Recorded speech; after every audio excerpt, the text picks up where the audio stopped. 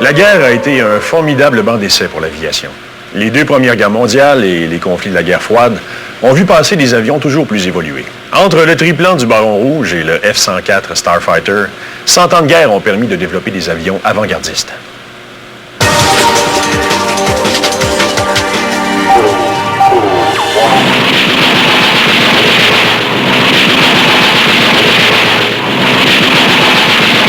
La Première Guerre mondiale commence, l'aviation en est à ses tout débuts. Ça fait à peine 10 ans que les frères Wright ont fait leur premier vol. Et si l'avion est un moyen de transport qu'on ne voit pas souvent, il y en est de même pour l'automobile. C'est à la fin du 19e siècle qu'on va voir la première voiture apparaître dans les rues de Montréal. Et en 1910, la ville de Montréal va à son tour faire l'acquisition d'un véhicule, un camion de pompiers. Donc, même si l'avion est très rare comme mode de transport, dès 1914, on va l'utiliser pour faire différentes missions. Les premières missions seront des missions de renseignement, mais très tôt, on va voir le potentiel de l'avion pour la chasse et le bombardement. Les états-majors vont rapidement se saisir de l'avion et en faire un nouvel instrument de guerre.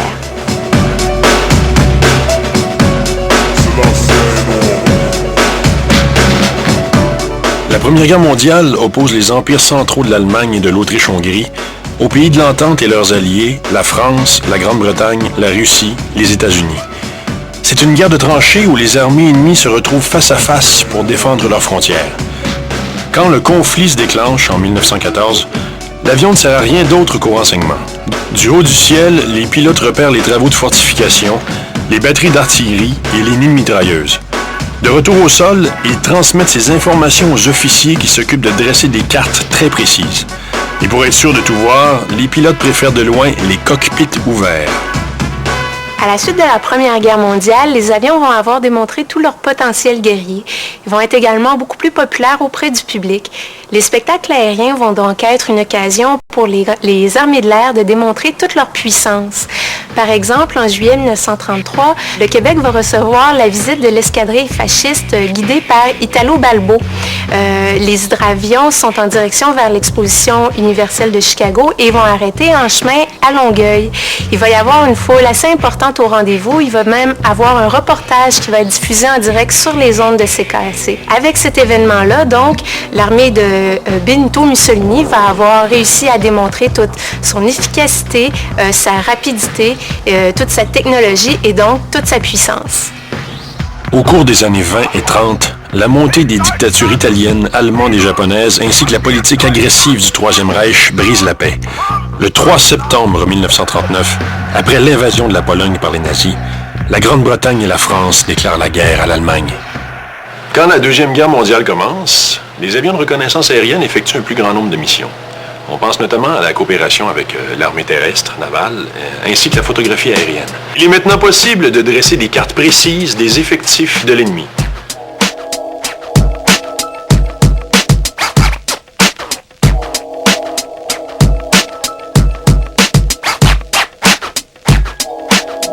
Différents types d'appareils sont adaptés pour la photographie aérienne. D'abord conçu comme un chasseur par les ingénieurs de Lockheed, le P-38 est modifié pour la reconnaissance.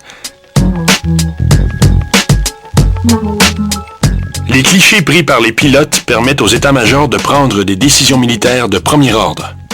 On l'appelait le Lightning, donc un éclair. C'était un avion qui est très ultra rapide pour l'époque, conçu à la fin des années 30 par Lockheed et qui est arrivé dans le théâtre du Pacifique d'abord, avant de faire sa présence en Afrique du Nord et en Italie surtout. C'est un avion qui est extrêmement polyvalent. Peut-être de tous les avions du Deuxième conflit mondial, c'est probablement celui qui pouvait faire le plus de choses et bien dans tous les cas. Alors quand on voyait des photos d'avions de guerre et du Lightning en particulier, quand on était petit garçon, c'est sûr qu'on était fascinés. C'est cet avion-là qui a servi à descendre le bombardier de l'amiral Yamamoto, le grand architecte, le grand amiral japonais, le grand architecte de l'attaque sur Pearl Harbor en décembre 1941. C'était aussi l'avion d'Antoine de Saint-Exupéry qui a été perdu en mer en juillet 1944 au large de Marseille.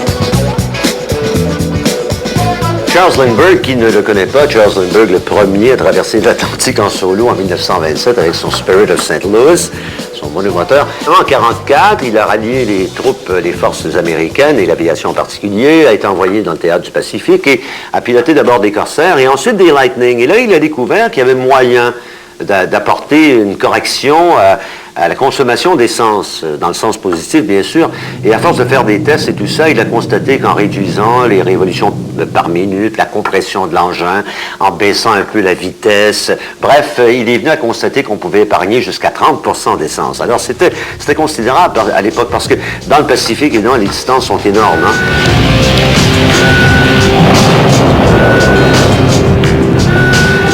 La Deuxième Guerre mondiale est également le moment de développer une nouvelle forme de surveillance aérienne, la reconnaissance maritime.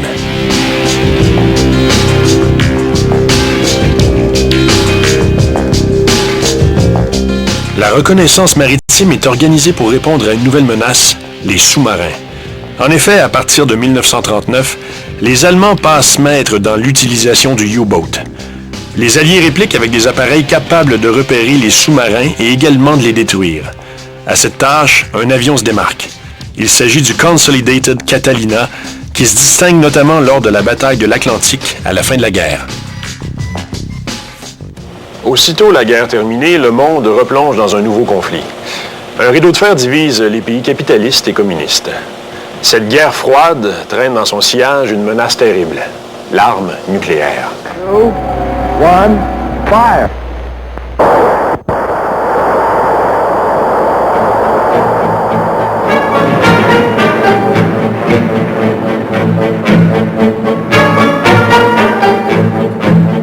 En mesure de protection, les grandes puissances militaires se dotent d'avions espions capables de détecter les armements au sol.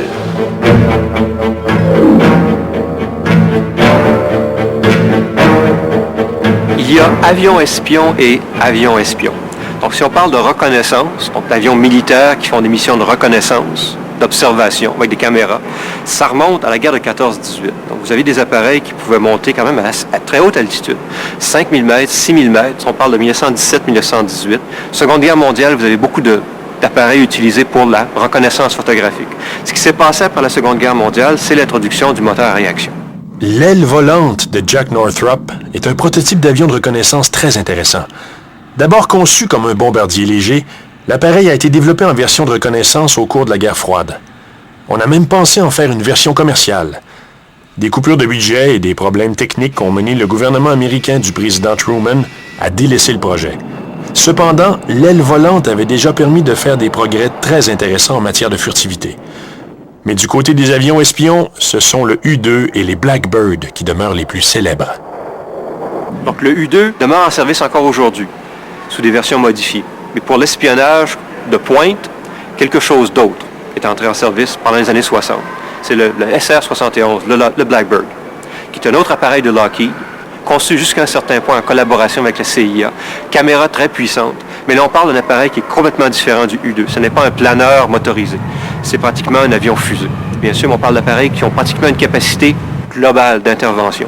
Le hic, bien sûr, c'est de savoir si les Américains ont décidé de ne plus utiliser d'avions et de s'en remettre exclusivement aux satellites, ou s'ils ont décidé, ou s'ils ont mis en service ou mis en cours de développement de nouveaux avions espions. Parce qu'il y a certains cas d'OVNI qui sont peut-être des prototypes d'avions espions américains. Il y a des noms comme l'Aurora qui circulent. C'est peut-être vrai. Qui sait? Les avions de reconnaissance ont raffiné la technologie des avions militaires. D'un autre côté, le développement des bombardiers sera important pour le transport des passagers et le cargo aérien.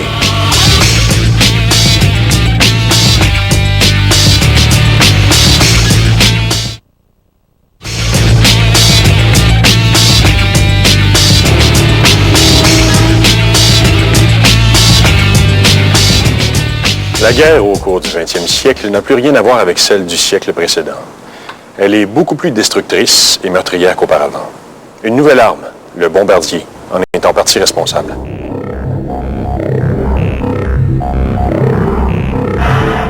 Dès la Première Guerre mondiale, l'immense pouvoir de destruction de l'avion est démontré. Les premiers bombardiers causent des ravages en Europe.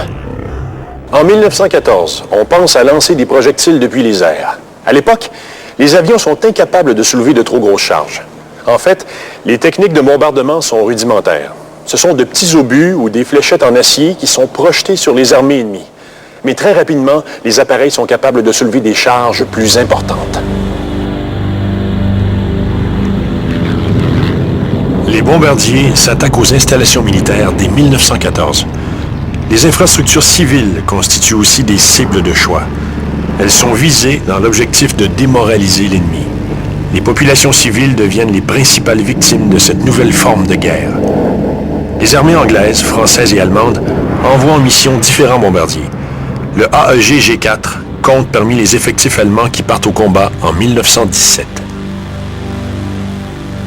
Il y avait beaucoup de missions de bombardement de nuit pendant la Première Guerre mondiale. Tout le monde en faisait. Mais c'était surtout des raids de harcèlement, parce qu'au niveau de la précision, c'était vraiment minimal. Mais quand même, ça se faisait. Un des appareils qui faisait ce genre de raid de bombardement de nuit, c'était l'AEG G4. L'appareil qu'on voit derrière moi est unique. Il y en a un seul qui a survécu jusqu'à aujourd'hui. C'est également le seul avion allemand ayant plus d'un moteur qui date de la Première Guerre mondiale qui a survécu jusqu'à aujourd'hui. Un appareil qui est unique au monde, dont on est très fier. Celui-ci, probablement, qui n'a pas été en opération très très longtemps ou pas du tout. Il a peut-être été utilisé par une unité école. Donc un appareil comme le G4 avait 3 ou 4 membres d'équipage, de façon générale. Vous avez un pilote, vous avez 2 mitrailleurs, un qui se trouve dans le nez de l'avion et un qui se trouve au centre de l'appareil, pouvant tirer soit vers le haut, soit vers le bas, en utilisant une espèce de trappe dans le plancher.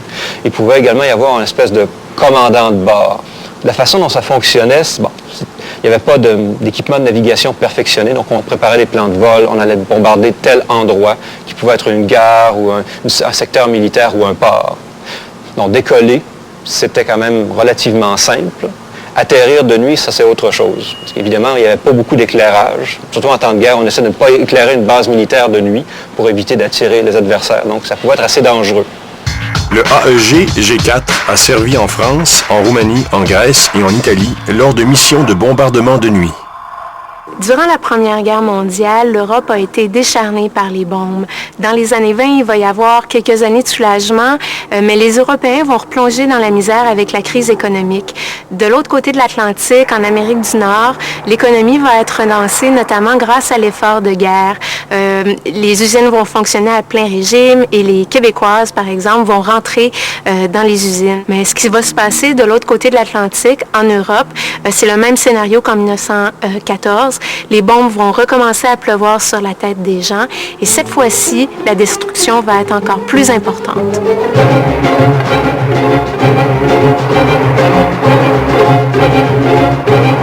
La Seconde Guerre mondiale connaît des bombardements d'une ampleur tout à fait phénoménale.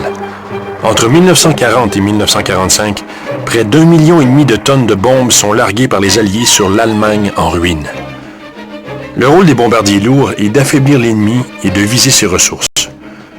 Les raffineries, les usines et les gares de marchandises sont des cibles de choix. Comme en 14-18, plusieurs milliers de bombes détruisent les infrastructures civiles. Les grandes villes sont touchées. Londres et Berlin sont celles qui souffrent le plus. Au combat, plusieurs appareils se démarquent. La Royal Air Force et l'Armée royale canadienne peuvent compter sur le Lancaster.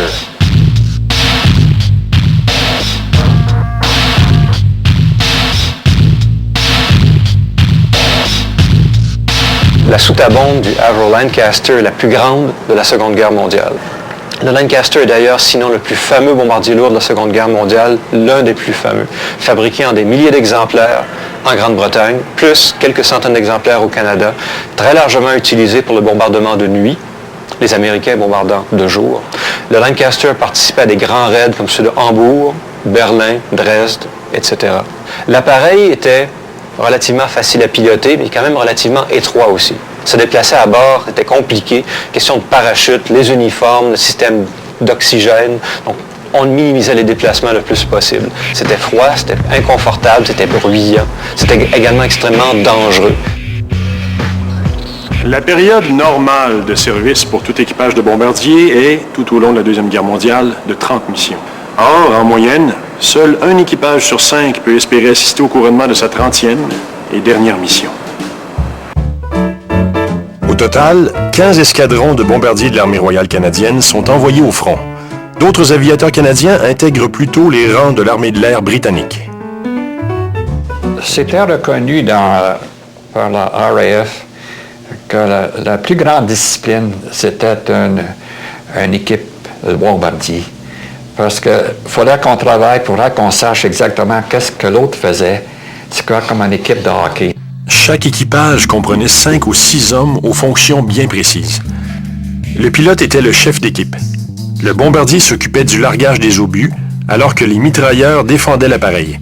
Il y avait aussi le sans-filiste, responsable des communications radio, et le navigateur. Comme navigateur, bien, notre but, c'était de mener l'avion à bon port. Hein. Souvent, un parcours, c'est un zigzag entre le point de départ et la cible. Comme ça, c'est une question de correction continuellement et espérer qu'on va arriver à la cible et à l'heure prévue.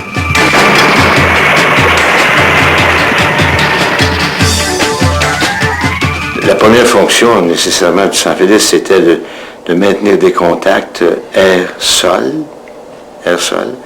Et puis, advenant une tragédie, c'était de, entre autres, remplacer un des mitrailleurs qui aurait pu avoir été malchanceux en vol. Et aussi, c'était d'aider le navigateur à prendre des bearings qu'on pouvait commander et puis donner notre position. En même temps qu'on bombardait, on prenait des photos. Il fallait qui étaient étudiées quand on arrivait. En arrière, c'était le rear gunner, donc j'étais un de ceux-là. C'était pas la meilleure place. Premièrement, il avait tout coupé. Le plastique, là, et puis il faisait 60 ans en bas de zéro, Fahrenheit. C'était pas plaisant, je vous dis qu'on gelait, là, mais c'était l'équipe. Celui qui lâchait les bombes, c'est bien important. Il était en avant, il était pratiquement couché, là, et puis aussitôt qu'on arrivait près du target, autrement dit, il y avait tous les instruments qui lui disaient c'était le temps de peser sur le bouton, et les bombes tombaient. Et bien, il y en avait, hein. C'était des gros, des 2000 livres qu'ils appelaient, ils avaient à peu près 10 pieds de long. Il y en avait des explosifs dans ça, c'était pesant. Je me souviens que j'ai fait attaquer par le canon anti-avion. J'ai été blessé comme ça ici, un charnel là. Il m'a pris l'enjoue, comme ça, le front. Je suis blessé, on m'a sorti de là plein sang. Hein? Je n'ai pas aimé ça partout. Dans pas ça, on manquait d'oxygène l'autre en arrière. Hein? Oui. Ça, c'était un gros problème. Le froid qu'on avait. Il faisait tellement froid. C'est parce que quand on bougeait dans l'avion, il fallait changer notre oxygène. On avait assez vite pour aller le connecter, pour être sur le système. Souvent, les fois, on ne le voit pas. Mais le système, des fois, il se faisait couper par les canons anti-avion, les shrapnels, là, ça faisait des coupes dans le... Alors, plus d'oxygène, on va l'air fou, hein? À l'époque des grands raids au-dessus de l'Allemagne, bien des bombardiers ont été abattus au-dessus du territoire ennemi. C'est le cas de l'appareil à bord duquel Charles Lépine était sans-filiste mitrailleur. En partant de Munich, l'avion a explosé, l'aile a explosé. On était à peu près 21 000 pieds. Charles Lépine réussit à sortir du bombardier, mais son parachute lui cause une blessure à la tête en s'ouvrant. Malgré tout, sa principale crainte pendant sa descente nocturne, c'est d'être frappé par un des avions qui sillonnent le ciel. Là, vous êtes à la noirceur, puis j'ai pensé que j'étais encore à peu près 10 000 pieds. Puis là, j'ai arrivé en plein dans un arbre. C'est en brûlant les câbles de son parachute qu'il réussit enfin à toucher le sol. Il est alors en Bavière, en plein territoire ennemi, à plus de 2000 km de la frontière française. Il y a une chose qu'il faut qu'on pense là. Quand on était descendu au-dessus de l'Allemagne, c'était pas la même chose d'être descendu au-dessus de la France, de l'Hollande, de la Belgique. Si vous étiez descendu loin en Allemagne, vous n'aviez pas d'aide. Vous étiez tout seul. Il entreprend alors une traversée terrible de l'Allemagne. Pour éviter d'être pris, il arrache ses grades et marche la nuit. On nous disait qu'il ne faut pas se donner. Hein? Ça fait que j'étais pas pour me donner. Là. Et puis, ça a duré à peu près 20 jours. Tout près de Strasbourg, il est capturé par les Allemands. C'est dans un camp de prisonniers et dans des conditions terribles que Charles Lépine termine la guerre. Même quand on m'a pris, Puis on a dit halt et tout ça, là, tu sais. J'ai jamais levé mes mains, ça a été trop honteux pour moi. J'ai jamais dit. J'ai gardé mes mains en bas.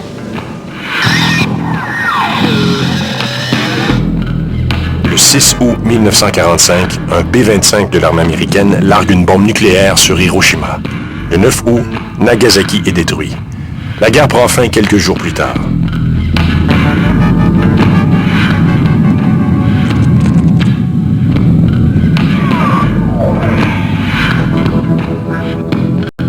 Les explosions de Little Boy et Fat Man sur Hiroshima et Nagasaki vont démontrer le pouvoir de destruction immense de l'arme nucléaire.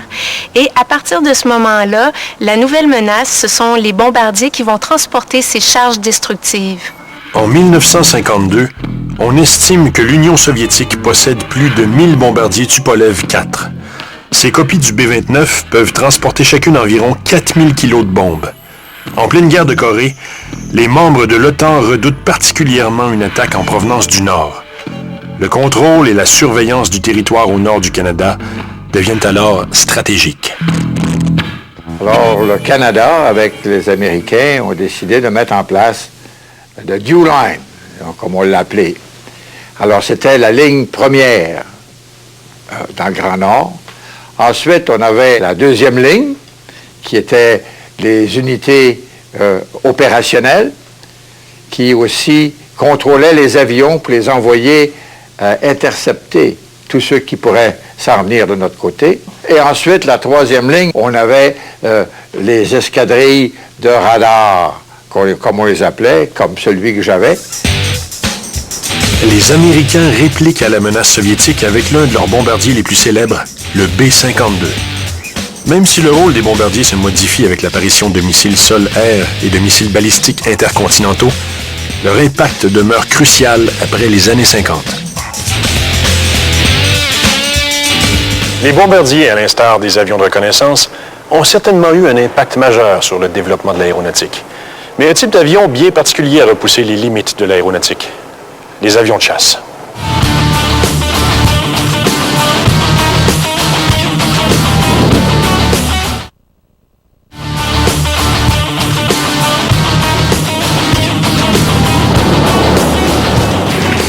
De tous les avions militaires, les avions de chasse sont certainement ceux qui frappent le plus l'imaginaire. Les performances des pilotes de F-104, de Mustang et de F-18 sont tout simplement à couper le souffle. Ces avions magnifiques ont permis à l'aviation de mener encore plus loin les limites de la machine.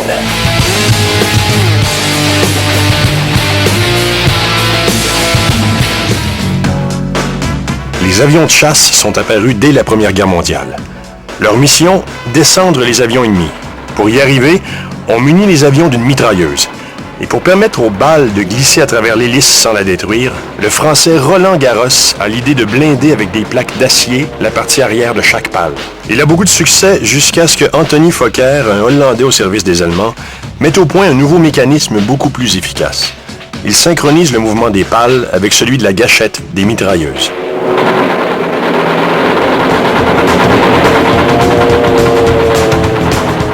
À la chasse, les Allemands se démarquent rapidement avec des pilotes redoutables. Manfred von Richthofen, mieux connu sous le nom de Baron Rouge, est l'un des plus connus. Sa méthode de chasse, le cirque volant, consiste à encercler l'adversaire par des alliés alors que le chasseur pique. L'avion du Baron Rouge est descendu le 21 avril 1918. On dit que c'est un Canadien, Roy Brown, qui l'a abattu. La Royal Air Force britannique a eu ses as, parmi lesquels se trouvent 10 Canadiens. On pense notamment au major W.A. Billy Bishop, dont les 72 victoires font partie des records de l'aviation britannique.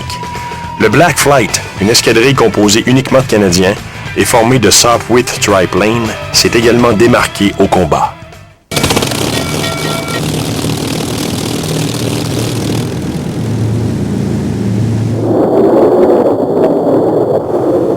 Quand la Deuxième Guerre commence, les armées de l'air ont beaucoup appris de leur expérience de 14-18. Elles sont notamment conscientes de la vulnérabilité des bombardiers. Désormais, les avions de chasse ont pour tâche d'escorter et de protéger ces derniers. Pour tenir tête à la technologie allemande, la Royal Air Force possède un avion de chasse célèbre, le Spitfire. Si vous regardez l'histoire, le c'est ça, c'est lui qui a sauvé la Grande-Bretagne, hein? Ce qu'on a appelé le Battle of Britain. C'est le Spit qui a arrêté les Allemands et, de toutes les façons. Alors, c'était un avion, c'était construit par Supermarine, et puis c'était un avion qui avait gagné beaucoup, en temps de paix, qui avait gagné beaucoup de courses, qui était très rapide, très manœuvrable. Alors, quand la guerre est arrivée, ils ont décidé d'en faire un avion de chasse. Parmi les avions de chasse, il y a le grand classique. Et un des grands classiques, c'est le Supermarine Spitfire. De très nombreuses versions du Spitfire ont été fabriquées du Mark I jusqu'au Mark 24, avec beaucoup d'améliorations. La puissance du moteur a plus que doublé. La vitesse a augmenté de presque le tiers. Vitesse ascensionnelle en montée, très grande amélioration. Réservoir supplémentaire, donc une plus grande autonomie. C'est un appareil qui a évolué beaucoup pendant la guerre pour tenir tête à des appareils allemands comme le Messerschmitt 109 ou le Focke-Wulf 190. Probablement, selon les connaisseurs, le plus élégant des avions du Deuxième conflit mondial, évidemment c'est une question de goût, le Spitfire, vous n'avez qu'à le regarder pour le constater. Il est vraiment beau. Ses ailes, comme vous avez pu constater, sont très larges. Ça lui permettait de faire des manœuvres que d'autres avions, comme le Messerschmitt 109 par exemple, ne pouvaient pas faire. En revanche, le Messerschmitt peut faire des choses que le Spitfire faisait moins bien. Alors à la fin de la guerre, il était encore très présent, même si le Mustang était le meilleur avion de chasse de l'époque. Le Spitfire, on l'utilisait comme avion de soutien et il pouvait porter des roquettes et des petites bombes et des canons. Quand la guerre commence, la technologie allemande est en avance sur celle des Alliés. Elle oppose aux Spitfire anglais de redoutables chasseurs. Mais la différence entre l'Allemand et nous autres, on était plus manœuvrables. Fait que quand ils descendaient pour nous attaquer, on pouvait revirer, puis rentrer dans sa ligne, et puis ils ne pouvaient rien faire. Une fois, on se faisait attaquer par les Messerschmitts. Dans le temps de l'attaque, j'ai eu la chance de regarder en arrière, puis j'ai vu un Messerschmitt qui était prêt à tirer. Et puis, avec l'expérience que j'avais dans le temps, j'ai eu la chance de glisser de côté, puis il m'a attrapé dans l'aile au lieu de direct. Et puis, moi, mon aile a pété, puis l'avion qu'il y avait en avant de moi s'est fait attraper dans la queue. Et puis, en débarquant, je dis, je remonte jamais. C'est là que la peur nous prend, quand on pense à ce qui vient de passer. Mais dans le temps, on n'y pense pas.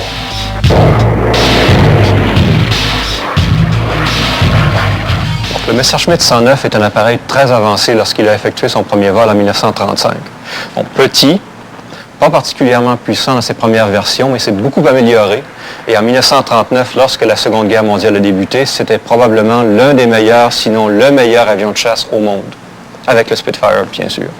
Donc, le Messerschmitt 109 et le Spitfire étaient d'ailleurs les deux grands adversaires pendant les premiers mois, les premières années de la Seconde Guerre mondiale, 39, 40, 41, jusqu'à ce que de nouveaux appareils entrent en service. Le Focke-Wulf 190, c'est, selon les experts, le meilleur avion jamais construit et qui a été fabriqué en quelques versions et qui était sans doute le meilleur avion qui livrait les meilleures luttes, les meilleurs combats aux Mustang américains qui étaient, dit-on, les meilleurs avions de combat du Deuxième conflit mondial.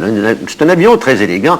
Celui-là, c'est le modèle, enfin, que pilotait le grand pilote allemand Hans Baer, qui a descendu plus de 200 avions alliés, donc un des grands héros de l'aviation allemande. C'est un avion qui date de 1944.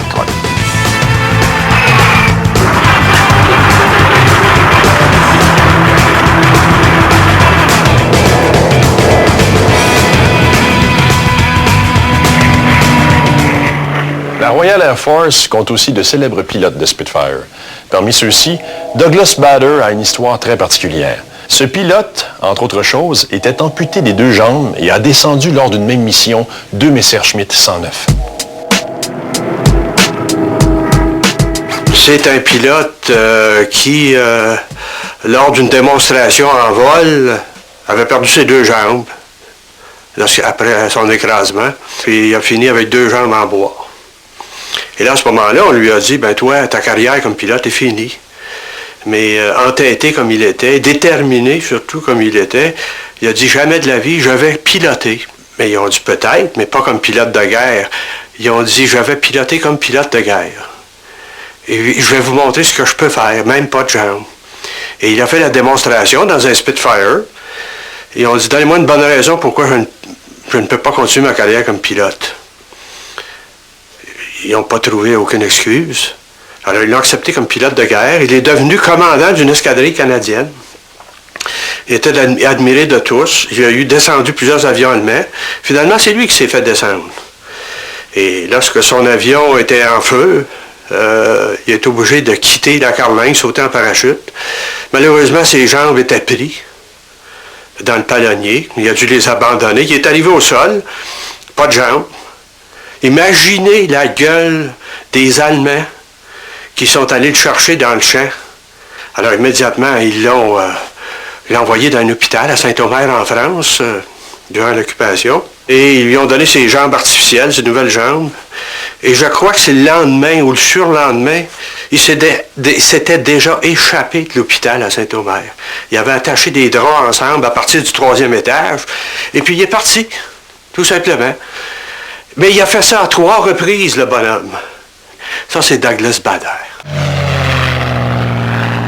Sur le front du Pacifique qui s'ouvre avec les attaques de Pearl Harbor, les Alliés découvrent un nouvel adversaire, l'armée japonaise.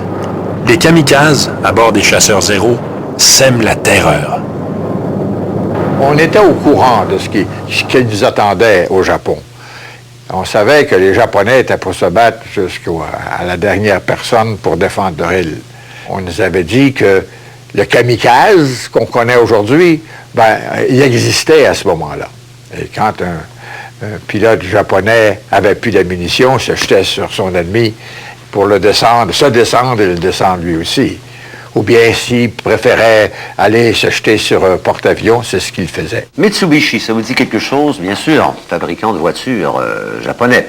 Le Mitsubishi, la compagnie, fabriquait les Zéro. Alors que le Zéro, on a pensé chez les Japonais que, ce qui était bon en début de guerre sera encore bon en 42 puis en 43. C'est vrai qu'ils l'ont amélioré. Ils en ont construit d'autres modèles, mais jamais pour concurrencer les avions américains qui étaient de loin supérieurs à partir de 1944. Mais cet avion, il faut dire qu'il était le cheval de bataille, il a participé à Pearl Harbor, à plusieurs attaques dans le sud-est du Pacifique. C'était l'avion de prédilection. Il avait un problème majeur, c'est que son réservoir d'essence n'était pas blindé. Alors si on l'atteignait, il sautait comme un feu d'artifice. Et il a été, parmi tous les modèles des avions japonais à la fin de la guerre, utilisé dans les attaques des kamikazes. On envoyait un pilote, l'avion chargé à plein d'explosifs, de bombes, et il n'était pas question de revenir, bien sûr, si on manquait sa cible, on tombait à la mer. Alors il se précipitait sur les navires, et moi je dirais que 4 fois sur 5, ils étaient abattus avant d'atteindre la cible, mais quand ils frappaient fort. Si bien que plus de 330 navires américains ont été atteints par des kamikazes et, je dirais, une quarantaine même, ont été coulés, dont des porte-avions. Dans cette guerre qui se déroule au-dessus de l'océan, l'aéronaval joue un rôle crucial. Plusieurs appareils sont adaptés pour être embarqués sur les porte-avions. Le F-4U Corsair et le Grumman Hellcat sont conçus pour cette tâche. Les Anglais et les Canadiens, de leur côté, volent à bord d'une version modifiée du Spitfire, le Seafire. Le Seafire est un Spit qui avait été converti. On avait renforcé le train d'atterrissage, on lui avait amélioré ses ailes, et en plus, on avait en avant de nous un Merlin qui développait 2400 chevaux vapeur. Alors, quand on mettait les pouvoirs, fallait, surtout avec le Spit, fallait être très alerte. Fallait décoller, on n'avait pas le choix.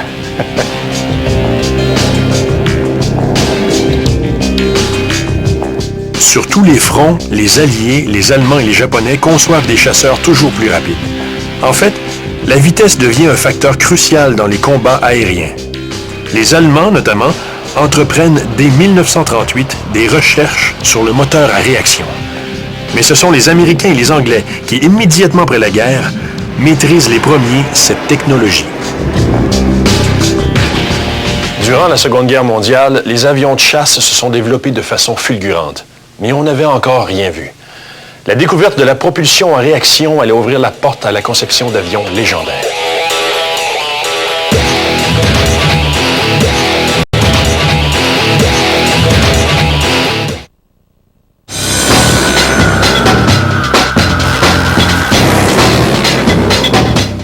Quand Charles Yeager passe le mur du son à bord du Bell X-1, une véritable révolution se profile en matière d'avions de chasse. Les chasseurs de la deuxième moitié du 20e siècle sont de véritables bijoux de technologie.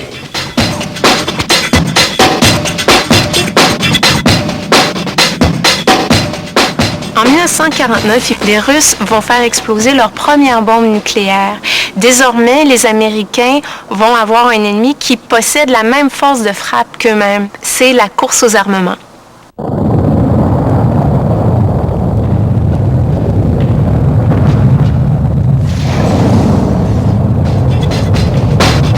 Cette nouvelle menace engendre la mise au point de nouveaux appareils. À partir des années 50, les avions conventionnels tels que les Mustang sont remplacés par une nouvelle génération d'avions, des avions à réaction. Parmi les premiers chasseurs à réaction, on retrouve le North American 86 Sabre. De tous les avions qui ont porté les couleurs canadiennes au fil des ans, depuis les tout débuts de l'aviation jusqu'à aujourd'hui, c'est probablement celui, le F-86 Sabre, qui a le mieux illustré l'histoire de l'aviation canadienne. Mais le Sabre canadien, c'était d'abord fabriqué par la compagnie North American, qui est arrivé au Canada tel quel, et on a choisi de remplacer son moteur par un moteur Oranda, un moteur canadien, qui était supérieur à celui des Américains. C'est un très bon avion, qui a fait ses preuves en guerre de Corée, opposé au MiG-15, qui était ce que les Russes avaient de mieux et qu'ils avaient donné aux Nord-Coréens, et souvent piloté par des pilotes russes. Il était supérieur. On a dit que le résultat final, après la guerre de Corée, était de 8-1 pour les Sabres. En d'autres mots, pour chaque avion américain perdu, ils en avaient descendu 8 des Coréens du Nord.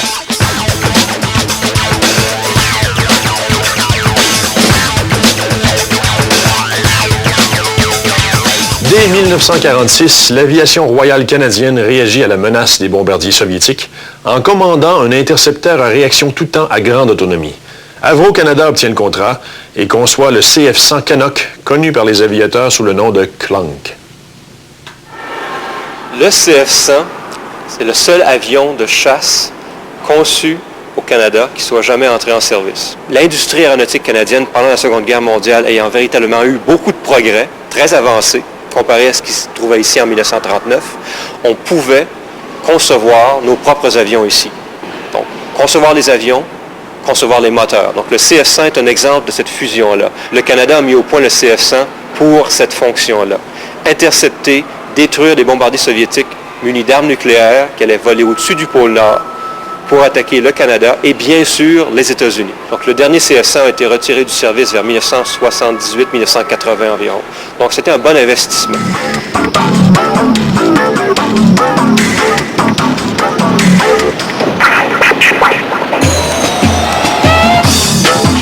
Après avoir conçu le CF-100, Avro Canada donne un successeur au Clunk, le F-105 Avro Arrow.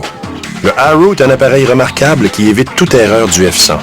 Sa vitesse dépassait de loin celle du son et il avait à son bord toutes les dernières innovations en matière d'électronique. L'idée, c'était de remplacer le CF-100 par un appareil beaucoup plus rapide, supersonique, 2000 km/h ou plus. Cet appareil-là, c'est le Avro Arrow. Il devait entrer en service au début des années 60. Pour diverses raisons, le programme a été annulé par le gouvernement canadien en février 1959. Je l'ai dit précédemment, ce que le Canada fabriquait, c'était pas vu avec un œil très encourageant de la part des autres nations plus importantes qui se disaient « Mais qu'est-ce qu'ils font les Canadiens construire des avions, vraiment ?» On en a construit 7. C'est un avion qui pouvait atteindre et dépasser largement la vitesse du son. Cet avion-là pouvait faire Mach 2, hein. Il était gourmand, il était énorme. On en a construit 7 exemplaires. Tous les vols expérimentaux ont été réussis à merveille. Mais là, on s'est rendu compte qu'on n'avait pas de clients et le gouvernement conservateur de John Diefenbaker n'était pas très entiché de cette idée d'avoir des avions qui coûtent si cher et qu'on n'arrivera pas à vendre. Alors cet avion, sur la recommandation des experts, Diefenbaker en 1959 a dit « c'est assez ». Non seulement on n'en fabrique plus, on démolit les 7 exemplaires qui existent. Bon, je ne sais pas à quoi on pensait à ce moment-là. On aurait pu en garder un, il me semble, pour un musée quelque part. Non. Les 7 ont été démolis et tout ce qu'on a retenu, c'est une partie de la carlingue, ici en avant, qui est exposée au musée de l'aviation à Ottawa. Si le projet avait été mené à terme, le Canada serait peut-être passé à la tête de la construction aéronautique mondiale. Mais il en a été autrement.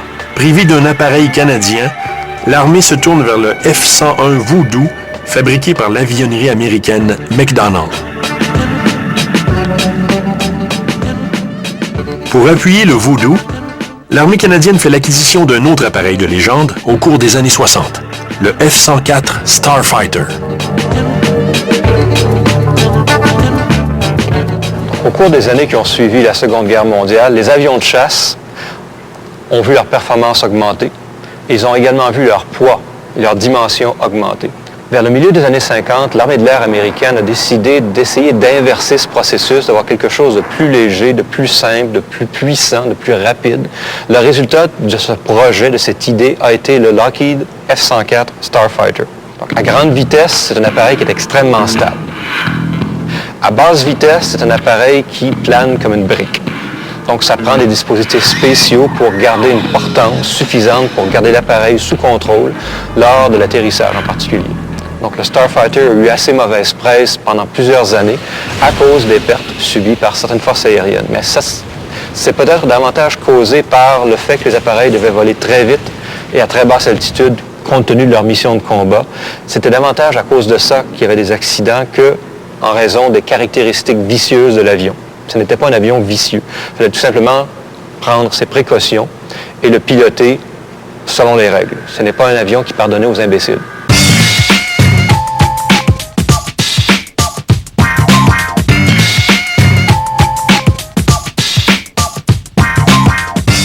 En 1980, pour remplacer ces deux appareils, l'armée canadienne commande à McDonnell Douglas 138 appareils. Le F-18 Hornet est une réussite technologique et trouve preneur auprès de 7 autres pays. Pendant les années 70, il y a une nouvelle génération de chasseurs à réaction qui a vu le jour, ce qu'on peut appeler les super fighters, les super chasseurs. Donc vous avez des appareils comme le F-14, Tomcat. Bon, si vous avez vu le film Top Gun avec Tom Cruise, c'était des F-14. Vous avez le F-15, l'armée de l'air américaine. Il y avait également le F-18, qui était développé pour la marine américaine, comme le F-14 l'avait été. Le F-18, pour la marine américaine, pour les Marines américains, a été choisi par les forces armées canadiennes pour remplacer 3 types d'avions de chasse. Les vieux Voodoo, qui étaient utilisés pour la défense aérienne du Canada, les vieux Starfighter, qui étaient utilisés pour l'attaque au sol en Europe, et des CF-5, qui étaient des appareils plus légers, qui étaient utilisés pour l'appui tactique, pour certains rôles en Europe aussi, en cas de conflit. Les super chasseurs adoptés par les pays de l'OTAN ont eu un grand concurrent du côté soviétique, le MiG-25.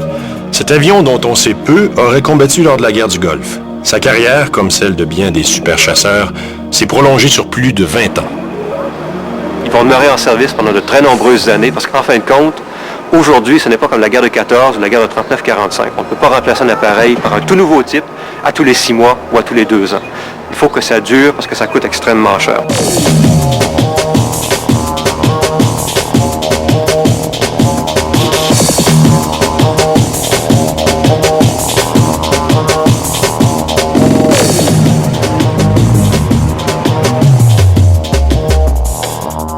La Première Guerre mondiale a certainement permis de montrer que les conflits internationaux ne se passent plus seulement au niveau des stratégies militaires ou bien du nombre d'hommes sur le terrain, mais bien plutôt au niveau des capitaux que les États sont capables d'investir dans la production de matériel militaire.